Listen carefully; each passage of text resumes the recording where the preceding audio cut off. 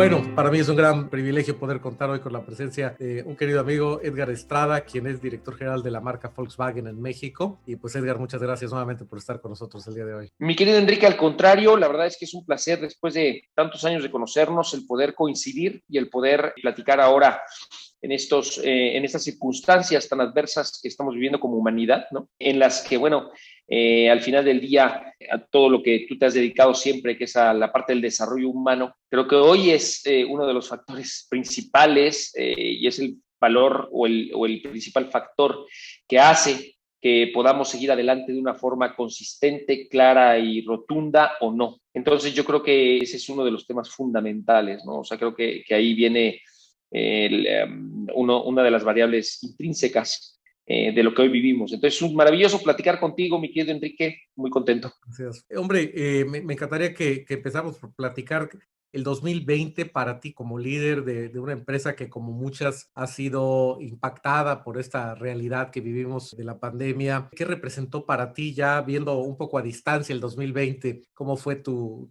ciclo de la experiencia, por decirlo así, como líder de una marca tan importante, no solamente en México, desde luego, a nivel global como es Volkswagen? Bueno, yo creo que el impacto ha sido muy profundo en diferentes índoles. Ha sido muy profundo en un sentido humano, en un sentido emocional, en un sentido laboral, en un sentido profesional. El impacto del año 2020 va a ser algo que no vamos a olvidar en nuestras vidas, seguramente, porque ha sido un antes y un después, en el cual nuestra capacidad de adaptación se ha visto puesta a prueba en muchos sentidos, se ha visto puesta a prueba en un sentido realmente urgente. Yo creo que yo hacía una analogía la otra vez, ¿no? O sea, yo creo que es como las guerras, ¿no? O sea, bueno, nunca nos hemos visto nosotros, al menos como mexicanos y en esta generación, intrínsecos en alguna, pero me puedo imaginar lo fuerte que debe de ser para la gente y para la humanidad el verse envuelto en algo así, que de un día para otro te cambia la vida. Y yo creo que esto fue un poquito ese análisis de lo que pasó aquí el 29 de marzo, el 28 de marzo del año pasado, cuando de pronto se dijo, ya tenemos el tema. Y lo digo como mexicano, sin embargo, ya viendo cómo venía esta ola, este tsunami desde los países de Europa, principalmente, entonces en el que yo veía con mi familia que tengo en Europa, cómo este tema empezaba a evolucionar y me preguntaba cómo iba a ser realmente el impacto hacia nuestro México, el cual definitivamente llega a impactar una economía ya de por sí débil. Entonces, el impacto pues es todavía más grave, ¿no? Más agravado, más literal, más agresivo. Y entonces, pues sí, este 2020 yo creo que va a ser un año para nuestra vida, para la posteridad, para la historia. Y como te decía, pues ha impactado de manera muy importante en todos los niveles, ¿no? Y creo que en todas las aperturas de nuestra forma de vivir. Y bueno, en ese sentido, me parece claramente que bajo tu liderazgo, la organización vive, como muchas otras organizaciones de clase mundial, una dualidad. Por un lado, está rebasando expectativas que son acordes al tamaño del golpe. Por otro lado, bueno, pues siempre las empresas queremos tener resultados superiores. Me parece que en gran medida el mindset con el cual veamos esta realidad es como externo. Me toca platicar con muchos directivos que son clientes, que son colaboradores, que son amigos, y me encuentro esta dualidad como diciéndome es que estamos muy mal, hemos alcanzado resultados del 80% respecto al 100% que traíamos de expectativas. Y claro, si lo comparas con un mundo sin pandemia, pues parecería que bajaste, pero si lo comparas con el tamaño del problema, pues parecería muy exitoso. ¿Cómo has vivido esta realidad desde la dirección de Volkswagen de México? Mira, en Volkswagen, Enrique, tuvimos un cierre aproximado de 30% abajo del año 2019, muy similar a un 30% abajo de la meta que estaba planteada antes del tema de la pandemia. Yo, desde un punto de vista de líder en la industria automotriz en México, te diría que el impacto definitivamente es un impacto brutal, porque 30%, Enrique, estás hablando de 300,000 autos en el mercado automotriz mexicano, de 1.300.000 a 1 millón de autos más o menos, y 300,000 coches en un mercado como el nuestro es un impacto brutal, pero tal como tú lo dices, pudo haber sido mucho peor, ¿no? O sea, yo creo que al final del día la industria mexicana no se desplomó como algunas otras industrias en el mundo y el sector al que yo pertenezco y en el que yo trabajo no tuvo un impacto tan radical y tan brutal como lo han tenido otros sectores, Enrique. O sea, la verdad es que me da preocupación, muchísima intriga en lo que estamos viviendo, por ejemplo, con ciertos sectores como el del entretenimiento, ¿no? O sea, dígase el sector del entretenimiento en el que a mí me espanta saber qué va a pasar con los cines, ¿no? O sea, es un tema brutal, de cierre total. O sea, hay cines aquí en la provincia donde vivo que están totalmente cerrados desde marzo del año pasado. Entonces, ¿cómo esto puede impactar, ¿no? Tanto al tema de la fuerza laboral como al tema de la gente, al tema del liderazgo, muchas cosas. Entonces, yo te diría que sí, definitivamente hemos sentido un impacto brutal, muy grande, pero también creo que la recuperación en este sector ha sido un poco más rápida de lo esperado y un poco más fuerte de lo esperado. O sea, vemos números un poco más alicientes, ¿no? O sea, un poco más que nos permiten ver que hay una luz ahí y que no tienes esa ocupación de un impacto más profundo. Entonces, yo creo que es algo que dentro de esta fuerte situación se ve de manera optimista, ¿no? Sobre todo ya en este nuevo año, en el 2021, pensamos que podemos tener esta recuperación paulatina poco a poco. Definitivamente no vemos una recuperación rápida. Desafortunadamente en países como el nuestro, en países emergentes, esta recuperación será más lenta, Enrique, por las propias circunstancias que nos atañen. Claro. Usaste una palabra que me parece muy interesante, la palabra guerra, y viene a mi mente dos visiones. Por un lado, la visión de negocios, en la cual cuando, como bien dices, si vemos el tamaño del impacto a la economía global, particularmente a la de países emergentes, pues la verdad los resultados son para tener optimismo. Y me parece, y el segundo punto respecto al tema de la guerra, me parece que es tan fuerte lo que estamos viviendo, o lo que ha vivido la humanidad, que a veces perdemos de vista que esto es una especie de guerra. Y creo que desde el punto de vista de salud mental, sería mejor saber que es una guerra. ¿Y por qué lo comento? Porque muchas personas, por ejemplo, hoy en el mundo están presentando síntomas de fatiga crónica, síntomas de depresión, síntomas de estar en una especie de hartazgo respecto a la situación de pues, no tener entretenimiento, no poder hacer la vida como antes era. Y es que si entendiéramos o si supiéramos que estamos en una guerra, esos no serían unos problemas. Lo son porque no percibimos la dimensión real de la amenaza y nos comparamos con un estado normal. Y eso me parece que pues es como esto del vaso medio lleno, medio vacío. Si viéramos la dimensión que tiene esto, tal vez estaríamos muy agradecidos de poder tener un trabajo, tener un techo, tener alimento. Tener energía para poder hablar, tener internet para poder comunicarnos. Hoy hablaba Enrique y escuchaba de la desgracia que se está viviendo en los países, en los estados del sur de Estados Unidos, ¿no? En Texas, que está afectando también en Nuevo Laredo y todo esto con el tema de las nevadas, que se están quedando sin energía eléctrica a -9 grados. Eso es un problema. O sea, yo me refiero a que tienes tus hijos, Enrique, en una casa sin calefacción a -9 grados, puede ser fatal, ¿no? O sea, entonces ahí te pones a ver, y estoy muy de acuerdo contigo, no puedo más que estar 100% de acuerdo con tu anotación, porque creo que de ahí viene, Enrique, lo que es la percepción al final del día del humano, ¿no? O sea, nuestra percepción que se convierte en realidad al final, está basada en el nivel de en esta visión que tú tengas, ¿no? O sea, evidentemente, si yo tengo una percepción de decir, oye, pues es que yo mi vida era normal hasta que llegó una enfermedad y ahora me siento muy triste porque no puedo tener mi vida normal, lógicamente voy a tener un sentimiento totalmente diferente al de, oye, gracias a Dios tengo esto y esto y esto, y qué bueno que lo tengo y qué bueno que estoy así, ¿no? Y que mi familia está así. Hay una percepción totalmente diferente, ¿no? Y mucho tiene que ver también con el tema del consumismo, mucho tiene que ver también con el tema de cómo ves tú, como bien dices, mentalmente y cómo vives la resiliencia, por ejemplo, ¿no? O sea, es un tema fundamental, cómo puedes vivir un día encerrado en tu casa el sábado y el domingo con tu familia sin necesidad de salir, dando gracias a Dios porque lo puedes hacer. Eso también es bien padre, ¿no? Entonces, es un tema interesante. Sí, claro, de como dices, de resiliencia y de muchas virtudes, ¿no? Que son necesarias y para las que desgraciadamente como generación me parece que hemos sido menos bien preparados que generaciones anteriores que tenían pues a lo mejor condiciones mucho más adversas y que eso les forjaba pues un carácter mucho más, pues sí, resiliente, ¿no? Oye, yo platicaba, perdóname la interrupción, pero me parece un punto importante a anotar. Yo platicaba con Ani, con mi esposa, la otra vez, y decíamos, porque yo le decía, híjole, es que sí, los chavos, ¿no? Hoy deberían de a lo mejor de tener una adolescencia, porque yo ya tengo hijos en la adolescencia, casi en la adultez, Valeria tiene 16, va a cumplir 17 años, y que hoy deberían de tener una vida social mucho más activa, ¿no? No estar viendo a los papás todo el día, ¿no? En la casa, encerrados. Y decíamos, sí, pero esto les va a generar un aprendizaje diferente para el futuro. Si es que un día, primero Dios, podemos regresar a una normalidad que no va a ser lo de antes, pero a regresar a otras cosas, definitivamente su percepción de la vida también va a ser diferente. Yo no digo que sea mejor o peor, pero va a ser diferente y va a tener ciertos atributos que nosotros no tuvimos porque nosotros no lo vivimos. O sea, nosotros hicimos lo que quisimos. Entonces, eso hay veces que te genera menos tolerancia a la frustración que a lo mejor lo que ellos van a vivir, porque ellos han tenido que tolerar esto de una forma frontal, ¿no? De una forma durísima, ¿no? Pero que al final, Enrique, te permite también tener esta tolerancia a las cosas y que creo, Enrique, que ahí viene también esta parte del liderazgo, de cómo puedes realmente liderar equipos y de cómo puedes realmente seguir forjando a través de una circunstancia así, seguir forjando.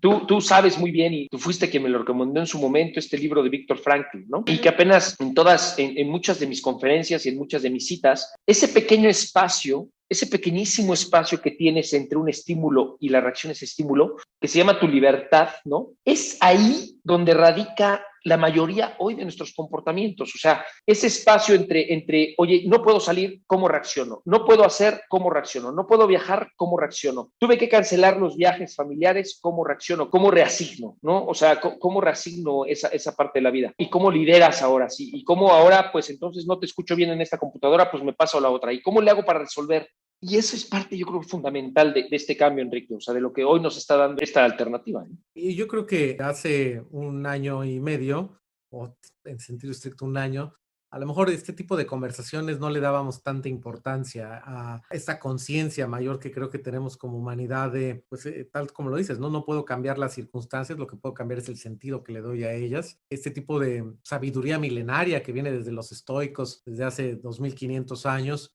me parece que hoy empieza a ser parte pues ya de un nuevo lenguaje mucho más consciente de que si no eres capaz de distinguir entre qué puedes cambiar y qué no puedes cambiar, cómo puedes aceptar lo que no puedes cambiar, cómo puedes darle un sentido positivo a lo que sí puedes cambiar y demás, pues bueno, me parece que hoy la humanidad tiene una gran oportunidad para mejorar, ¿no? Si es que también es el sentido que le queremos dar. Y en ese sentido me gustaría preguntarte cuál sería algún consejo de liderazgo que te dirías a ti mismo hace un año. Híjole, es una pregunta interesantísima. Y fíjate que me la he preguntado varias veces. Yo creo que un consejo que yo me hubiese dado, que yo me daría, estando parado hace un año y viéndome de frente, sería, viene algo muy, muy trascendente, viene algo que va a cambiar nuestra forma de ser, de vivir, de pensar y de actuar. Y simplemente hay que tener eso, lo que decías ahorita, la serenidad y la sabiduría para entender qué puedes tú influir y que lo tomes para bien e influir y hacer y crear y lograr y entregar, ¿no? Y que no puedes, con el objeto principal de que no te duele el estómago. Porque hay veces que te generas mucho dolor, ¿no? El aprendizaje, todo aprendizaje genera dolor, ¿no? O sea, al final del día, eso es humano, es algo normal, pero hay veces que te generas mucho dolor, ¿no? Por no tener esa claridad, por desesperarte, por tener impaciencia en que las cosas pasen, por tener impaciencia en no poder tener el control, ¿no? Uno de los grandes temas, Enrique, y lo sabemos, es el tema de tener el control, ¿no? De poder tener el control de las cosas cuando no tienes control de absolutamente nada. Entonces, yo me hubiese dado ese consejo, o sea, tener esa sabiduría para poder sobre todo tener enfoque, porque pierdes el enfoque. Y muchas veces no creado por ti, muchas veces creado por tu entorno, ¿no? O sea, yo te diría, oye, pues en mi pequeño negocio personal, Enrique, gracias a Dios pude tener eso que te estoy diciendo y llevarlo a flote a que hoy ahí esté, a flote todavía, pues viendo cómo vamos a poder salir al futuro. Y en la parte de mi responsabilidad fundamental, tienes muchas influencias de muchos lugares, de muchos organigramas, de muchísimas jerarquías, ¿no? En las que muchas veces te paraliza, ¿no? O sea, el sistema te paraliza, ¿no? Y hay veces que requieres de esa serenidad para decir, a ver, espérame, estoy escuchando esto, tengo que actuar por aquí, estoy escuchando esto, tengo que actuar por acá, y es difícil. En medio de la crisis es difícil, Claro. ¿no? Y en ese sentido me vienen dos preguntas. La primera es, bueno, un líder que ha sido consistentemente tan exitoso como tú, sé que rara vez plantea esto, pero me gustaría preguntarte, si me lo permites, ¿qué es algo en donde sientes que hubieras hecho diferente de cara al último año? Como líder, ¿qué lección aprendiste este año de algo que pudiste haber hecho mejor? Hay una lección muy importante que yo aprendí, Enrique, el año pasado y que creo que fue una pérdida de enfoque. Una pérdida de enfoque en un tema muy técnico, muy, muy específico, ¿no? En el cual creo que como compañía, como organización, tuvimos que haber tenido un enfoque diferente y hubiese tenido un resultado diferente mediático. Este fue un resultado de 3 meses, es un tema muy puntual, un tema de performance muy puntual, ¿no? En un aspecto específico, en el cual creo que tuvimos un tema de pérdida de enfoque. Es decir, cometimos un error en ese momento, Enrique. O sea, déjame darte la perspectiva. En ese momento se tomó una decisión de decir, nuestra prioridad va a ser ver este rubro del negocio, lo cuidamos, lo mantuvimos, etcétera, y perdimos el enfoque de este. Aquí tuvimos un resultado pobre, aquí tuvimos un resultado positivo, pero creo que la pérdida total del enfoque aquí fue un error fundamental. En el mediano y largo plazo, creo que al final del día este enfoque que tuvimos nos va a traer una base más sólida para un crecimiento en el futuro, ¿no? Y eso creo que fue bueno. Pero sí creo que en el momento de la crisis, ¿no? De ese momento en abril del año pasado, lo recuerdo cuando dijimos, no, es que, a ver, vamos a enfocarnos en esto. Me volteo después de un año y digo, híjole, creo que fue too much. O sea, creo que cometimos un error. Y fue simplemente un tema de enfoque. Un tema de enfoque fundamental. Y en ese sentido, tratando de aprender también del fracaso, por decirlo así, ¿qué dirías que hubiera sido mejor? ¿Tener un sentido de mayor profundidad en el otro? ¿Tener un sentido de escuchar alguna otra voz? ¿Qué es lo que crees que hubieras podido hacer distinto? Creo que nos precipitamos en la toma de decisión. Okay. Ese es el error fundamental. O sea, nos precipitamos en la toma de decisiones, se quiso actuar de manera emergente por la crisis y por el problema para poder, como te digo, rescatar una base importante. Otra vez, no estoy diciendo que esto sea malo. Lo que estoy diciendo es que la pérdida de enfoque aquí fue mala. Lo que se tuvo que haber hecho, Enrique, es no haber perdido este enfoque. O sea, tuvimos que haber tenido la fuerza y la fortaleza y la inteligencia para decir, ok, esto es hoy el enfoque fundamental, vamos por aquí, pero espérame, no te caigas, ¿no? Aquí lo que hicimos fue esto. Esa fue la decisión precipitada. De pronto todos nos volteamos. O sea, es como cuando estás en una guerra, ¿no? Y de pronto ves un flanco y nos volteamos todos a ese flanco y no vemos la retaguardia y ya tenemos al enemigo aquí atrás. Es exactamente lo mismo. O sea, tuvimos que haber volteado a ver este flanco, esta parte, pero no tuvimos que haber perdido el enfoque en este. Y aquí se perdió el enfoque esos 3 meses. Entonces, ahí tuvimos un impacto grande. Me parece que de esto que comentas hay una gran lección para todos los que tenemos alguna función de liderazgo, y es que cuando estamos bajo situaciones de estrés o razones hasta neurobioquímicas, perdemos la circunspección, ¿no? La capacidad de ver el todo, y nuestra mente se concentra en un solo objetivo, y esto es hasta neurobioquímico. Nuestro cerebro se ajusta como para la defensa, es una especie como de reacción inmediata, y sí, efectivamente nos concentramos como en la supervivencia y nuestro cerebro se enfoca en usualmente... Ese es el tema. O sea, perdón la interrupción, pero me gusta profundizar sobre lo que estás diciendo ahorita. Ese punto de supervivencia, que no le estoy diciendo desde el punto de vista literal humano de la vida humana que conocemos, sino de supervivencia de una entidad, de una cosa muy específica, fue lo que nos hizo enfocarnos aquí, ¿sí? Y perder de vista la otra parte. O sea, eso es exactamente lo que pasó. Y fue un tema precipitado. Lo cual es muy entendible, ¿no? Es decir, y creo que es una buena lección que nos deja todo esto, que es cuando estemos en crisis, tenemos la tendencia a concentrar nuestra atención en una sola cosa, en una manera como de reacción, y hay que darle doble clic a, pues justamente evitar esa precipitación. Ahora bien, me queda muy claro por el seguimiento que he hecho a la industria automotriz que me apasiona también en México. Me parece que ha habido grandes aciertos de tu liderazgo en los últimos meses también. ¿Cuál dirías tú que es las cosas que se han hecho y se han hecho muy bien en tu dirección? Fue un tema, es una pregunta muy interesante y yo, por mi carácter y por cómo me conoces, siempre me es más fácil hablar, hay veces, de las cosas, de las áreas de oportunidad, porque son de las que más aprendo, querido Enrique, ¿no? Son de las que más me fijo, ¿no? Pero creo que algo que, al haber sido un año tan difícil, se complicó el doble. Cambié de equipo, Enrique, de mi equipo core a mediados de año. Por circunstancias de la vida, por cambios que se dieron en la organización, tuve que cambiar a 2 miembros, o sea, mi pierna izquierda y mi pierna derecha en la organización. Entonces, imagínate el reto, ¿no? O sea, no solamente un tema como tal, sino aparte las circunstancias y aparte ese cambio y aparte todo el tema como lo vivimos. Hoy haciendo esa introspección y esa parte retrospectiva, Enrique, yo te diría que me satisface mucho el poder haber consolidado el equipo que hoy vuelvo a tener, ¿no? Después de pasar por estos tiempos tan difíciles, en medio de una pandemia en la que mi nuevo director comercial no podía llegar de Colombia por el tema del COVID, en la que el antiguo no se podía ir por el mismo tema del COVID, o sea, un cambio brutal, ¿no? En el que tienes que sostener a la gente, en el que al final del día tuvimos que dar de baja posiciones por un tema de eficiencias y seguimos con ese tema este año y que a pesar de todo esto, Enrico, tuvimos uno de los años mejor evaluados dentro del clima organizacional de la compañía por ese cuidado en la gente, por ese cuidado en cuidar a las personas, ¿no? Obtuvimos resultados que si bien no están en el nivel que yo como cabeza de la compañía me gustaría tener, ¿no? Y me gustaría ver, son resultados que creo que son positivos y lo he dicho no solamente yo, sino se comenta claramente en la industria, se comenta claramente también dentro de la compañía, ¿no? Dentro de la organización a nivel global. Resultados de digitalización sorprendentes en los que hoy hemos tenido un salto cuántico en el contacto con los clientes de touchless, un touchless process muy, muy robusto. Entonces, yo te diría que también hemos tomado oportunidades de toda esta circunstancia y hemos sabido ver ciertas áreas que nos han permitido ser mejores cada día. Y esto se ha logrado derivado de poder abrir los ojos siempre, de poder siempre estar atentos a escuchar lo que te están diciendo, a escuchar lo que te está diciendo el mercado, a escuchar lo que te está diciendo el cliente, ver lo que te está diciendo la competencia, ¿no? O sea, escuchar todo el entorno, ¿no? Y eso creo que fue algo que es un acierto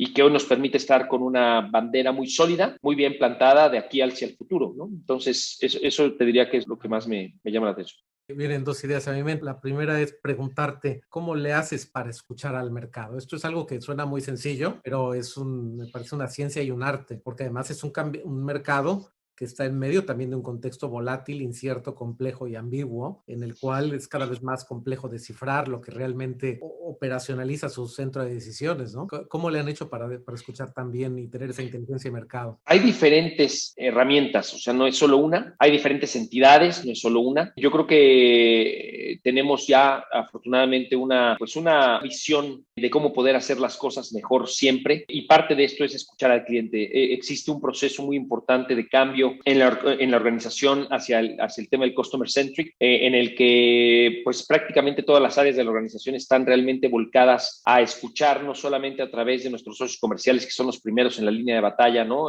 Nuestros concesionarios, sino al cliente a través de realmente el comportamiento del mercado, las tendencias, cómo vamos realmente viendo las cosas hacia el futuro de una manera que realmente pueda hacer que sea relevante, Enrique. Lo que buscamos es la relevancia, permanecer como una marca muy relevante en el mercado mexicano. Y para eso, pues tienes que escuchar a ese mercado mexicano, qué es lo que quiere, cómo lo quiere, ¿no? Y esas herramientas son así. Tenemos una gran ventaja a través hoy de la digitalización, ¿no? Yo creo que en la marca en la que yo represento, las redes sociales son un tema fundamental que ha crecido exponencialmente y que eso nos ha permitido también tener una interacción diaria con nuestros clientes, ¿no? Para las cosas buenas y para las cosas no tan buenas, ¿no? O sea, yo te podría decir que uno de nuestros grandes cocos es el reaccionar muy rápido cuando tenemos quejas de nuestros clientes, cuando tenemos preguntas o inquietudes de nuestros clientes, ¿no? Y ahí reaccionamos lo más rápido posible, ¿no? Y así como eso, otras muchas herramientas que tenemos también a través de la medición de calidad, a través de los diferentes sistemas como GD Power, ¿no? Que usamos nosotros mensualmente, que usamos de manera muy contundente. Entonces, yo te diría que son diferentes aristas que nos permiten realmente tener esta escucha activa, ¿no? Esto que estabas diciendo de la digitalización, me parece que lo están aprovechando muy bien, porque creo que cuando hay una situación como la que estamos, también se abren oportunidades que no existían hace un año, como esta, la cantidad de tiempo que las personas pasan, la cantidad de tiempo y de esfuerzo que una persona está dispuesta a hacer para contribuir, a lo mejor en contestar encuestas, en dar su opinión en redes sociales. Es una ventanita que hay que saber aprovechar y aprovecharla de manera inmediata, ¿no? Sí, la realidad es que siempre en este tipo de cosas yo estoy convencido de que son cosas adversas, pero siempre encuentras oportunidades cuando realmente abres los ojos. Y creo que eso lo hemos sabido analizar de buena forma, de una forma positiva, de una forma contundente, para poder realmente permanecer en esa relevancia. No siempre es fácil, porque como tú dices, las circunstancias te van orillando y hay veces que no solo eso, también las cargas te hacen que tu enfoque no siempre sea el mejor, pero entonces siempre hay que regresar, o sea, siempre hay que regresar a esas preguntas fundamentales que te permiten tener un enfoque en el camino. Ahora, compartiste algo que es realmente complejo y profundo, pero al mismo tiempo la crisis lo facilita hasta cierto sentido, que es la de integrar un equipo nuevo en una situación de complejidad. Lo que dice la investigación o lo que sabemos en desarrollo organizacional es que en circunstancias adversas, paradójicamente, a veces se integra más rápido un equipo, porque entonces el ego de las personas tendemos a bajarnos para ponernos como una especie de enemigo en común y en ese sentido se integran equipos a veces de manera mucho más eficiente. ¿Cómo fue tu vivencia en esta integración de equipo que platicabas? Sí, y fue difícil. Al principio fue difícil no por la integración, sino por la decisión. O sea, imagínate, Enrique, vamos a ubicarnos en el mes de abril, en el mes de mayo del año pasado, en donde al mismo tiempo por circunstancias dentro de la propia organización te dicen, perfecto, pues ahora tu director de mercadotecnia tiene un movimiento positivo, etcétera, y tu director de ventas tiene un movimiento positivo al mismo tiempo. Es mayo, Wow. todo cerrado. Sí, claro. Y entonces te dices, ok, ¿y esto en cuánto tiempo va a pasar? Pues van a pasar 2 o 3 meses. Hay que actuar. Pues en medio de la crisis, en medio del problema, en medio de la circunstancia operativa, aparte tienes un equipo que te sostiene, porque no estás tú solo en esta, me refiero no solamente ellos, sino hay un equipo muy grande que te sostiene, entonces tienes que solidificar este equipo para decir, ok, no se preocupen, hay que contener. Y aquí estamos, pero porque aquí va a haber un movimiento, pero vamos a hacer estos movimientos y entonces tienes que pensar y hacerlo de la forma más rápida posible, de la más eficiente posible. E increíblemente, Enrique, como tú bien lo comentas, una vez que se realizaron los cambios, el amalgamiento del equipo ha sido extraordinario, rápido, ágil, a la distancia, de manera muy digital, de manera muy remota en ciertas ocasiones, pero ha sido contundente y la verdad es que fascinante. Entonces, la verdad es que contento. La experiencia ha sido dura, pero motivadora y creo que inspiradora también. Pues 2 preguntas más. La primera es, ¿cuál es la relevancia que tiene para ti como CEO, como director general de una marca tan importante como es Volkswagen, la relevancia que tiene el área de recursos humanos o de capital humano? ¿Cómo ves tú la relevancia en estas circunstancias que se tiene desde esa área? Yo te diría que lo es todo prácticamente. O sea, para mí la relevancia es absoluta. No hay auto, no hay proceso, no hay sistema, no hay red social, no hay nada que funcione sin un equipo comprometido y sólido detrás de ello. No existe. Yo estoy muy a favor de la automatización, yo estoy muy a favor de la sistematización, de la digitalización, como bien te lo dije ahora, pero atrás de eso hay gente, atrás de eso hay un equipo. Y para mí ese es el tema más relevante que te puedo dar. O sea, para mí ese es el tema más fundamental que podría existir. Por eso yo te diría que la relevancia es absoluta. Apenas se publicaba un artículo sobre cómo el CEO considera, solo el 16% de los CEOs consideran que su ejecutivo más relevante es recursos humanos. Y esto me parece que el primero es el de finanzas. Me parece que obedece sobre todo al tipo de organizaciones al que se lo preguntaron, que son empresas que cotizan en bolsa. Pero me parece también que es cierto que las áreas de recursos humanos rara vez o cada vez más, afortunadamente, se dan cuenta que efectivamente el capital humano, el grado de compromiso, el grado de cultura organizacional alineada a la estrategia que se tenga, pues es una forma de crear valor, no solamente reduciendo costos, me parece que también es generando reducción de riesgos. Exacto, Y esta reducción de riesgo exacto. tiene que ver precisamente con la cohesión y con la disposición y la energía que las personas tengan para adaptarse a un cambio, ¿no? Y porque el cambio siempre va a ser difícil, Enrique. O sea, los cambios siempre generan fricción, ¿no? O sea, eso es un tema fundamental. Pero yo creo que la maravilla de todo esto es que tengas un equipo que sea capaz de hacer este cambio, ¿no? Y que vaya ese cambio convencido de que es lo mejor para todos. O sea, creo que esa es la labor fundamental del liderazgo, ¿no? El poder realmente empoderar a la gente, motivar a la gente a que haga este cambio, pero de una manera que sea por un tema positivo para la organización, ¿no?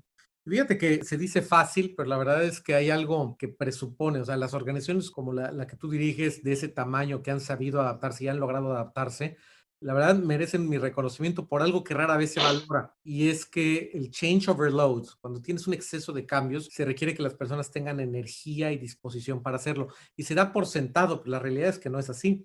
Hay muchas Uh-huh. organizaciones en las que de por sí el tipo de liderazgo que existía ya había fatigado, ya había aplanado las circunstancias emocionales de las personas y esto pues disminuye la energía y se requiere mucha energía para poderse adaptar y tener resiliencia y optimismo y todo esto que tú señalabas, ¿no? Entonces, mi reconocimiento para ti y para todos aquellos líderes que han logrado sacar energía de las personas para enfrentarlo, porque eso habla que las personas estaban cargadas de energía previo a todo esto y eso habla de un liderazgo extraordinario. Y eso es bien importante porque al final del día es lo que te sostiene, querido Enrique. Todos los días tener esa energía y es bien difícil, ¿no? Y cuando realmente amas lo que haces y le encuentras una trascendencia y una forma de vida, no por la parte laboral, sino por la parte también humana, de esa trascendencia con las personas a través de ese liderazgo, porque yo creo que eso es lo más importante de todo, es entonces cuando te motivas, ¿no? Y te motivas todos los días a poder seguir impulsando a estas personas. Y bueno, la segunda y última pregunta es, a ti este año, este último año en general, ¿qué te ha servido a nivel personal? ¿De dónde has sacado lo mejor de tu energía? ¿Qué te ha servido sobre todo a ti para adaptarte lo mejor posible a este entorno? Mira, para mí siempre ha habido un tema fundamental en mi vida que tengo la plena convicción de que para mí es lo que funciona, que es el equilibrio. Yo no me considero una persona que sea una persona totalmente enfocada en mi trabajo, ni me considero una persona totalmente enfocada en mis amigos, ni me considero una persona totalmente enfocada en mi familia. Me considero una persona que trato de equilibrar mi vida a través de todos estos pilares que la sostienen, ¿no? Y uno de los temas que yo te diría que algo que ha sido una gracia es, por ejemplo, yo siempre soñé y nunca pude hacerlo, el poder comer en mi casa. Yo veía a todos mis amigos empresarios, ¿no? De que pues ellos me decían, pues voy a comer a mi casa, ¿no? Y yo les decía, no, yo no puedo, ¿no? O sea, yo soy un empleado y por la dinámica que yo tengo en mi trabajo, pues me era imposible trasladarme para poder comer. Y ahora, maravillosamente, puedo comer en mi casa.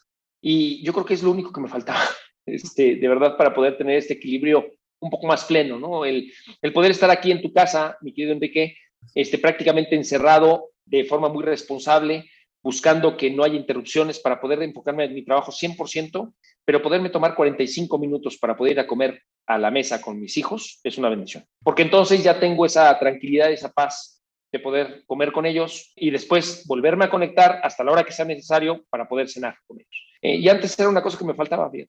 Era una cosa que me hacía falta y hoy pues agradezco el poder tenerla. Porque afortunadamente pues el ejercicio siempre ha estado ahí y ahora sigue estando y de manera más intensa. La familia, ¿no? Los amigos, aunque sea de forma remota, pero sí presentes. Entonces, esa es la parte que me faltaba y hoy lo puedo realizar. Estoy muy contento por ello. Me alegra muchísimo. Edgar, pues a nombre de todo el equipo de Humano, muchísimas gracias. Como siempre, es un privilegio y un gusto poder saludarte. Mi querido Enrique, te mando un fortísimo abrazo, de verdad, con muchísimo cariño y un abrazo a toda la gente. Muchas gracias.